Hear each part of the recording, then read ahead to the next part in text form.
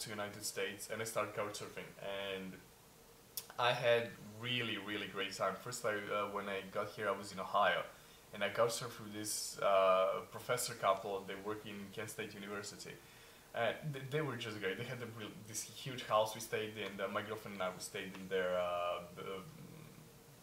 basement, and it was great. They were so warm, so helpful about everything. I mean, I came here basically with nothing. I just said, I want to move, and that's it.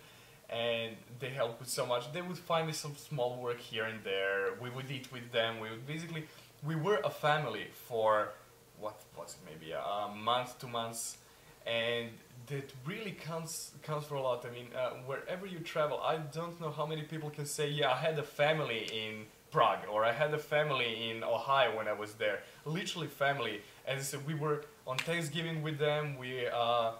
They found me some work here and there. I would work in their lawn, on their lawn, in their garden, and they would pay me a little bit for that. And it was great. It was so amazing. We just met those people, and they just opened their hearts, opened their arms, and said, "Okay, we live together now, and we are a family right now."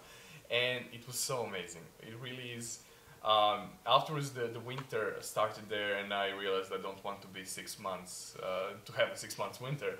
Then I moved to Florida. You start traveling around when you see how many different points of view about the most silliest things there are. You realize that how much you're small in that whole world, and how much you need to learn, more and more and more, and experience those kind of things. And as I said, I'm just thinking that if I was traveling, if I was living basically in any different way than couchsurfing way, I would still be so far behind that I'm right now. My way of thinking would be so dumb, so simple, and it wasn't dumb and simple before. But compared to this now, it's so different. It's really night and day. And I don't know, that's with me, right? Yeah. Only other thing is if you have any tips for people who are couch surfing or hosting. So as far as when you surf, I can't stress this enough, and I see this, especially because I'm now living alone, and actually with my brother, but he's not here most of the time. And when you're when I'm hosting and you're surfing, is that you need to be for most of the time invisible. Not invisible in a way that you're not there. You should have a conversation with your host, with your friends, basically then, and you should always try to hang with them, spend time with them, and if they are busy or something, they will tell you. But as far as you're staying in someone's home, that should be invisible. So I had really a lot. I wouldn't say bad experiences, but definitely medium experiences about people who would stay with me, and they would make a mess, in the bathroom. They would just eat. They would cook something, and they would put the dishes in a sink, and they would not wash them. And which is, when you think about, okay, it's not a big deal. It's 5 plates. It's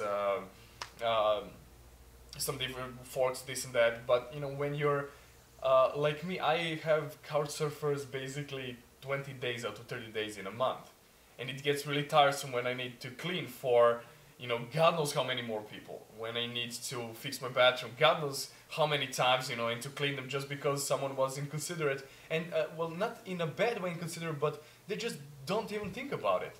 It's a really small thing for them to just make, okay, take this pillow and just put it here, and it's not taken care of right now. But when I have to do that 170 times a month, it gets really tiresome. And so I would definitely give some tips that, be invisible as far as everything else goes. So as I said, talk with your host, have a contact with them. Absolutely, that's the whole point of it. Not staying for free, at least for me. But definitely be careful about the place where you live. Is someone lives temporarily, someone lives forever and permanently, and you should really try to disrupt their living habits as much as possible, as little as possible as you can. And that's when you're surfing, when you're hosting.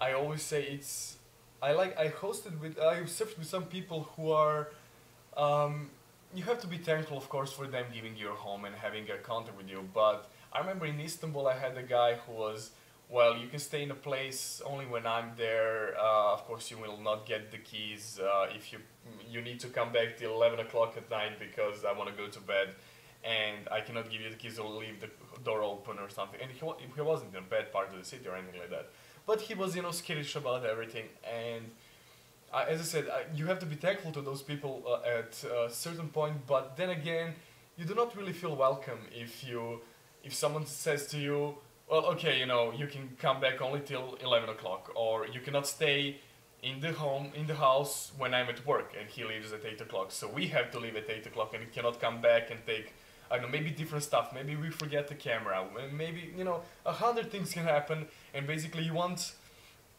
to be able to come back. You can just get tired, you can just get sleep, and you want to go home. And if someone is skittish about if you will steal something or not, then it's not a really good experience just because of that. I mean, at least you can go and pay for a hostel or hotel or whatever, and then you have that kind of freedom. And for me, at least, I would expect the same kind of freedom, plus of course the contact that you would have with the person living there from couchsurfing. So as I said, I know it could be a sensitive subject, but you just have to be. It's for me. I think about it. It's like a relationship. When you go into a relationship, you have to go with open arms, open heart, and not being scared. Oh well, someone can hurt me and someone can leave me and all that. So the same thing with couchsurfing. You really have to open your arms, open your heart, and say, okay, you're welcome in my home. And if something happens, it happens. I mean, the life is not a free ride, an easy ride. So if someone really, and it happens, it is very, very rare though. But if someone, I have a friend when I was surfing in Scandinavia, he said, I told him something. Well, were you not afraid, leaving me here? It was one of my first surfing experiences. Are you not afraid of leaving, your TV here and everything open with me, and someone can just come here and steal it? And he said, well, if someone travels half of the world to steal my TV, that probably means they need it more than I do. And which is really really great thing to explain something. And I said, okay, I'm leaving you here with, and let's be honest, none of us are keeping money under our mattresses. It's in bank, and what can be stolen is I don't know, a watch, maybe laptop or something like that. And if you think about it, it's not terribly important. But if someone travels a lot and they establish some sort of trust on that couchsurfing, they have people who they met, and people say, oh yeah, they're a good person or they're not a good person or whatnot. If they just want to blow that over for one watch or for a laptop, which is $300, then let them do it.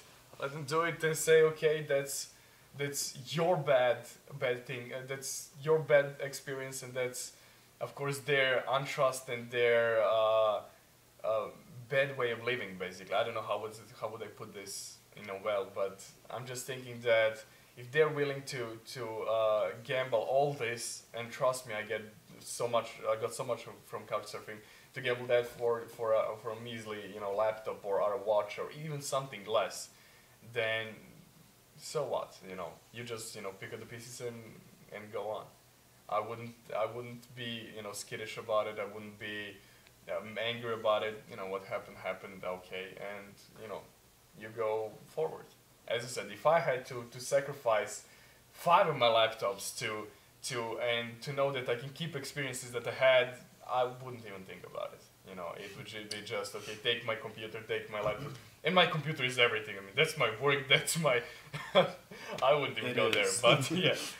But as I said, it's a trade-off. Like anything in your life, with anything, some things you get, some things you lose, and you just need to realize, okay, what is the more important here, and what will be more important in the long run. Awesome. Well, hey, thanks so much for letting us You're stay welcome. here. It was a pleasure. Hanging out, and thanks for doing the interview. You're welcome. I'm Marty Lusher.